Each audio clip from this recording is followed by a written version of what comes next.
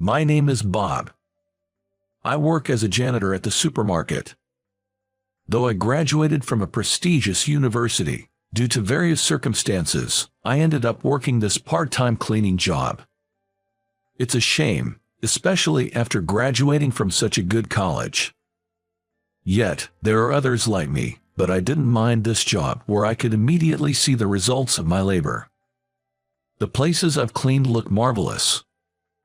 I feel a sense of fulfillment looking at them. One day, while working as usual, a woman approached with loud footsteps. She was furiously scratching her head, clearly in a bad mood. Her name is Catherine, a skilled and beautiful department head from one of our suppliers. She's a talk of the town at my workplace. Catherine is said to be very competent but has quite the sharp tongue. If she realizes you are below her, she'd look down on you or ridicule you, which is why I never got along with her. Oh boy, here comes trouble. I hope nothing bad happens. Thinking this, I tried to avoid her by moving to a corner of the hallway. But for some reason, Catherine came closer, seemingly to tease me. Cleaning, huh? Seems like the perfect job for life's losers, she sneered. I am used to such comments, so I just forced a smile and brushed it off. Maybe feeling a bit better, Catherine started walking away. Well, today wasn't so bad after all. I thought to myself, relieved, but then, the unexpected happened. Catherine tripped over some cleaning equipment nearby, almost falling. She yelled at me. Why the heck is there cleaning equipment here? What if I had gotten hurt? I thought she was the one at fault for not looking where she was going, but pointing that out would have just added fuel to the fire. I apologized, saying I'm sorry. But her anger didn't subside. I'm sorry, don't you mean? I deeply apologize. Don't belittle me just because I'm a woman. With that, she threw her drink onto the floor. Iced coffee splattered everywhere, and the commotion drew a crowd of employees. Oh no, this is getting out of hand because of me. But I was too flustered to do anything. With no sign of the situation cooling down, a coworker who saw everything went to call the store manager.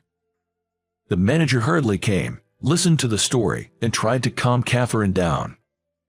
But she showed no sign of remorse. On the contrary, she snapped at him about the employee's lack of training and threatened to end the business dealings with the store. Catherine's company supplies about 40% of the packaging materials used in our store at the lowest price in the area. Ending the contract with her company would increase our store's costs by several tens of thousands of dollars annually. Knowing this, Catherine remained firm. The soft-spoken manager kept bowing his head, trying to defuse the situation. I didn't agree with it either, but I apologized to her with the manager, and she left for the day. One holiday, I visited my grandma's house. Given the continuous hot days, I brought her cold treats and fruits. With a smile, she said thank you and accepted them graciously. When I was a kid, visiting my grandma's house during summer breaks was a tradition in our family. I always looked forward to going to her place, eagerly awaiting that day every year. At Grandma's, I used to play by the river, catch bugs with local kids. Catching a big beetle stands out in my memory. However, the area where my grandma lives has become increasingly depopulated. Nowadays, it's rare to see children around. Most of the neighboring houses are vacant, and nobody lives there anymore. That house has become vacant too. Seeing the empty houses makes me feel lonely. But the sunset I saw when leaving was as beautiful as it always was. This comforted me, and I headed home. On another day, while working my part-time job at the supermarket, Catherine approached. I had a feeling trouble was brewing. I hoped it wouldn't be like the last time. With that thought, I quickly moved the cleaning supplies to a corner. I wouldn't repeat my previous mistake. However, when she got closer, Catherine stared at me and began berating. There's something filthy about janitors. Aren't you embarrassed to do this kind of work? Despite being a man, I was so taken aback by her rudeness that I was rendered speechless. Just then, some top executives who were there for a store inspection overheard our conversation. "Don't know who you are, but that's quite a way to talk to our employees, aren't you?" Being a woman, also working in sales, unaware that one of them was the CEO, Catherine snapped back. "What's wrong about being a woman? Working in sales has nothing to do with being either a man or a woman, you know. Don't act like you know everything." I was shocked at her words. She had just said, "despite being a man," to me. The store manager rushed over, looking flustered. "Mr. Smith, thank you for your visit on this hot day. Oh, Catherine, you're here too." The manager introduced Catherine and CEO. It seemed Catherine didn't realize he was the CEO, and she looked taken aback. While Catherine was at a loss for words in shock, the CEO gently admonished her. "You shouldn't say things to others that you wouldn't want said to you. It's not right to judge people based on their occupation. Besides, Bob here, while working his janitorial job, is also making social contributions. We fully support his initiatives, and we collaborate with the local government in backing his efforts." You see, while working my janitorial job, I had started an NPO to address community issues. The NPO that I started provides shopping assistance in depopulating areas. My grandma was the one who inspired me to do this.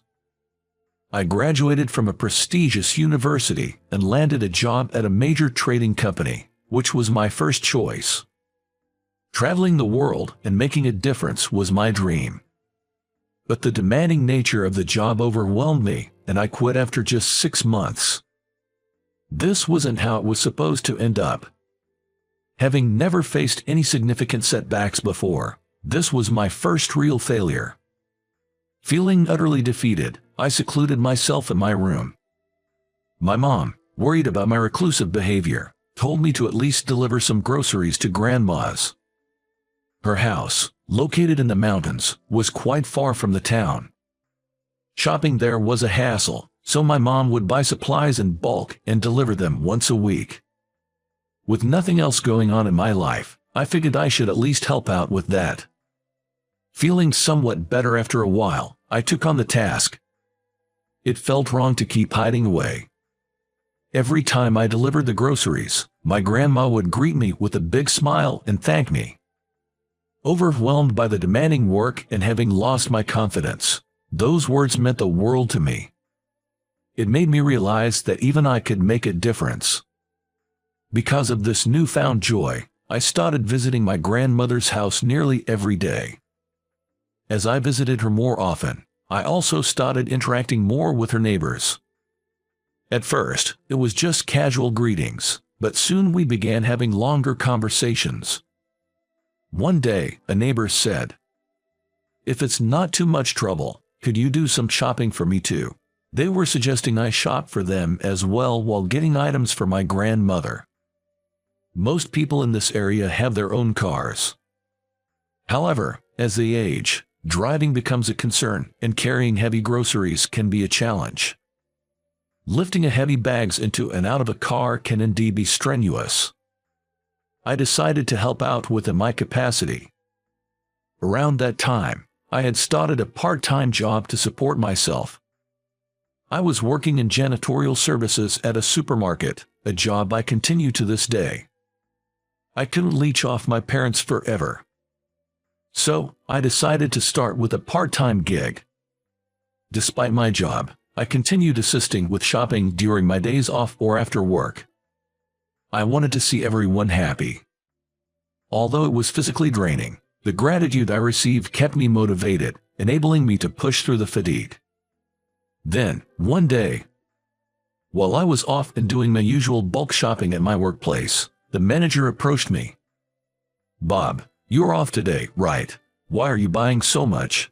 The manager had noticed my frequent large purchases and was curious. I explained how I was assisting my grandmother and her neighbors with shopping. The manager then praised my actions, expressing admiration for my initiative. He is usually reserved, so I was genuinely surprised by his appreciation. As I was leaving, the manager handed me a beverage, saying, "Here, take this." Given the scorching day, the cold drink was a godsend. I thanked the manager and accepted the drink. I was deeply touched by his thoughtful gesture. About a month later, after finishing my shift, the manager called me into his office. Alone in the room, the atmosphere felt tense. "I have a bad feeling about this. Is the company facing issues? Are they going to let me go?" My anxiety was palpable. As I braced myself for his words, the manager made an unexpected proposition. "Bob, have you considered starting an NPO to assist with shopping?" An NPO? I was relieved, realizing he wasn't firing me. However, the idea of launching an NPO was far from my expectations. I never expected to hear such words from the manager. The manager had mentioned my shopping assistance to the CEO during a casual chat. The CEO was impressed and said, "Why not turn it into a business? I'll provide support." The CEO's own mother lived alone in a remote area and faced similar challenges with shopping. She wishes there was a store closer to home. It seems the CEO felt the same frustration hearing similar concerns from his mother. So, when he heard my story, he suggested starting an NPO. Indeed, having the company's support is a blessing. But can someone like me really do it? I left the company I joined right after college in just 6 months. I've never really worked a proper job, and now I'm supposed to start a business. I confided my feelings to the manager. Then the manager told me, "Everyone has doubts in the beginning. It might be tough, but I'll help as much as I can. Let's give it our best shot."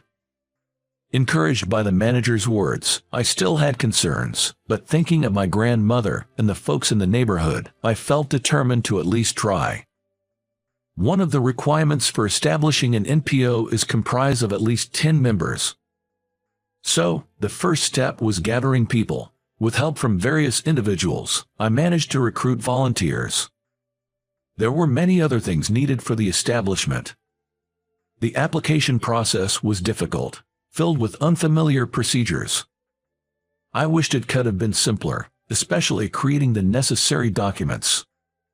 There were so many documents, filled with complex terms that made it a struggle. Somehow, I completed the paperwork, submitted it, and anxiously awaited the review. After a while, we got the approval, and everyone hugged, shedding tears of joy. We've only just reached the starting line, but just getting here was a relief. Once we started our shopping assistance service, its popularity spread through word of mouth. People were grateful to have their heavy groceries delivered home. Many appreciated not having to spend hours shopping. With the growing positive feedback, the number of people using the service increased, leading to an expanded delivery area. Business was picking up, but I still wasn't earning enough to cover my own salary. I was barely making ends meet. I'm still not drawing a salary, so I'm working part-time here, I said with a wry smile, explaining why I continued my side job. Catherine probably never thought someone like me would be contributing to society. She blushed and looked down. Still, with her high pride, Catherine seemed unable to sincerely apologize. Reluctantly, she muttered an apology and left. As she left, Catherine muttered loud enough only for me to hear, "I bet it won't work out anyway." Why do I have to hear that? I felt anger boiling inside me because of Catherine's words. Without seeing everything, she was quick to judge. I couldn't forgive her. But with the CEO present, I couldn't show my anger. I managed to hold back my anger and express my gratitude to the CEO for mediating. He encouraged me to keep pushing forward with the business. The CEO's warm words soothed my heart. Still, my resentment towards Catherine continued to boil up. Being looked down upon just because I was a janitor and being verbally abused was unacceptable. I'll show her that even a janitor can make a difference. I was determined to do so. Since then, I worked even harder on the NPO. While doing deliveries myself, I distributed flyers to attract new members and did postal mailings. I had other office tasks and part-time jobs, and I was swamped. Man, this is never-ending. While I was drowning in the paperwork I had piled up, a kind-hearted team member stepped in to help. What's more, he even helped me with bookkeeping, which I'm terrible at. Come on, Bob, don't try to do everything by yourself, you're too distant. A warm remark from the team member nearly brought tears to my eyes. I had been working tirelessly to prove myself to Catherine, but at that moment, I strongly felt that I wanted to build a great organization with these members more than anything. 6 months later, I expanded our delivery areas and no longer needed to work as a janitor at the supermarket. Our team has grown, and even though we're small, we're pretty busy. Initially, everyone volunteered, but now, even if it's not much, we can pay them a part-time wage. With wages, the staff seems more responsible, and I believe our services have improved. I had to step back from tasks like procurement to focus on running the business. So, I hadn't visited the supermarket for a while, but that day I was there to strengthen our partnership. As I was about to leave after my discussion with the manager, I unexpectedly bumped into Catherine. Memories of our previous conflict flashed through my mind, darkening my mood. Still, I managed to keep my composure and exchanged greetings. As I tried to leave quickly, Catherine stopped me. I'm sorry for the harsh words I said before. I was just so overwhelmed with frustration back then. What? I was shocked. I never thought someone as prideful as her would apologize. Catherine confessed and apologized for judging me based on my profession and looking down on janitors. She saw the hard work I was putting in and felt ashamed of her past behavior. Turns out, Catherine was going through a tough time back then. She had been harassed by people who didn't like the fact that she got promoted to department head. Especially at the company where she worked, the older ladies in the cleaning crew made some nasty comments towards her. They would say hurtful things like, "Who does she think she is?" or "A woman as a manager." This, combined with a deal that went south, led her to lash out at me. It is true that I've been receiving harsh words, but I also had preconceived notions about janitorial work being worthless. I'm truly sorry, considering it's essential for everyone's comfort. So, she had her struggles too. I was upset by Catherine's words back then, but understanding her situation now, I can't help but sympathize. It sounds like you've been through a lot. Please don't worry about it. As long as you understand, that's all that matters. I accepted her apology, and we reconciled. Keep up the hard work with your business. I'll be cheering you on. Thank you, Catherine. Keep proving that women can excel in managerial roles. She seemed surprised by my words, probably not expecting them. She probably didn't see that coming. Seeing her surprised expression made me burst into laughter. It's rare to see her not being serious. Seeing me laugh, Catherine also started laughing, and we shared a good laugh. I'm planning to provide services not only to the elderly but also to those living alone and receiving home care. If they have family who can visit them regularly, it's not a concern, but for those who can't because of certain circumstances or live far away, I think they'd benefit from some assistance. I aim to eliminate anyone's struggles with shopping. Every day, I keep striving towards that